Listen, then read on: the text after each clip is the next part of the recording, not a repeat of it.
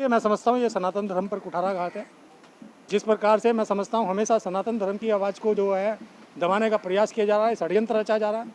मैं तो कहना चाहता हूँ, माननीय प्रधानमंत्री से निवेदन करना चाहता हूँ और राज्य सरकार के मुख्यमंत्री ठाकरे साहब से अनुरोध करना चाहता हूँ, यदि उनकी दूध का धुला हुआ प्रशासन था उस दौरान पर, तो क्यों नहीं सीबीआई जांच की संतुति करी अब तक।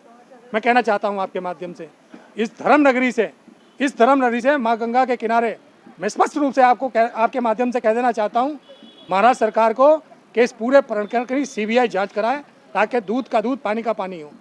आपने जिस प्रकार से सनातन धर्म को जिस प्रकार से जो है आपने जो है जिस प्रकार से निर्मम हत्या की गई है, सनातन धर्म को दबाने का प्रयास किया गया है, हम इसकी घोर शब्दों में निंदा करते हैं और साथ ही भारत के प्रधानमंत्री श्री नरेंद्र मोदी जी से, अमित शाह जी से मांग करते हैं तत्काल प्रभाव से इसकी सीबीआई जांच की संतुति करें ताकि दूध का दूध पानी का पानी हो सके।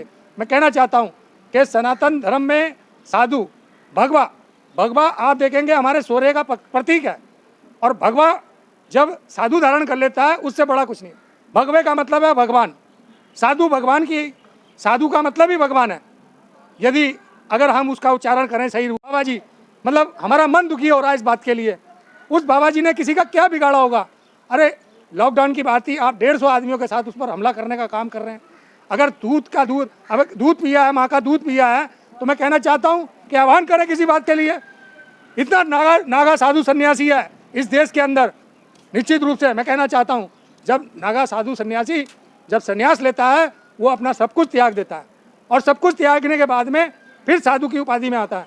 तो मैं कहना चाहता हूँ आपके माध्यम से, निश्चित रूप से ये जिस प्रकार की महाराष्ट्र सरकार की बर्बरता दिखाई गई है, निश्चित रूप से कहीं ना कहीं मानवता को कलंकित करने का काम किया है, और सनातन धर्म को कहीं ना कहीं जिस प्रकार का मिटाने की साजिश रची जा रही है, इसे कतई सफल नहीं होने देंगे। आज हमने सांकेतिक रूप से माँ गंगा की विशेष पूजा अर्चना करके उन साधु सन्यासियों को जिन्होंने अपने निष्पक्ष रूप से मैं समझता हूँ कि जिन्होंने अपने प्राण गंवाए हैं, माँ गंगा उनको अपनी शरण में ले। माँ गंगा मैं समझता हूँ उनकी आत्मा को शांति दे, माँ गंगा उनको सद्गति प्रदान करे। ये आज हमने यहाँ पर प्रार्थना करी है, और साथ ही हमारी मांग है भारत सरकार से भी और राज्य सरकार के मुख्यमंत्री से, वो पल्ला नहीं झाड़ सकते। जिस प्रकार से वो पल्ला झाड़ने का काम कर रहे हैं, वो कह रहे हैं कि हमने बनाने लोगों की गिरफ्तारियाँ करा दी। गिरफ्तारी से पेट भरने वाला नहीं है, दूध का दूध पानी का पानी होना चाहिए।